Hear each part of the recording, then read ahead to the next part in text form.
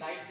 जैसे मान लो मैं वर्किंग कर रहा हूँ, यहाँ इलेक्ट्रिसिटी का काम कर रहा हूँ, उस टाइम में मेरे को करंट पकड़ लिया, तो आपको क्या करना है, इसमें मान लो मैं यहाँ काम कर रहा हूँ, यहाँ मेरे को करंट पकड़ लिया इस तरह से, आप क्या करोगे, सबसे पहले अपना जो मेन स्विच है, अगर नियरेस्ट आपके पास स्विच है उसको ऑफ कर दो। अगर आपके पास स्विच पास नहीं है तो सबसे पहले क्या करोगे, आसपास देखोगे ना आपके पास लकड़ी है या नहीं है, लकड़ी से किस तरह से करेंगे, जैसे मान लो अपने पास लकड़ी है तो जैसे मान लो मेरे को करंट पकड़ा तो लकड़ी से इस तरह से पुश करोगे, हटा दो। लकड़ी में नहीं है तो आसपास ऐसी सूखी चीज़ देखो जिसमें कंडक्टिंग मटेरियल्स नहीं हो, यानी करंट प्रवाहित नहीं हो। एक तो ये लकड़ी हो गया, अपने पास कोई दुपट्टा है या फिर कोई कपड़ा है, उससे अपन इस तरह से करेंगे। इस तरह से मान लो इसको मैं दिखाता हूँ,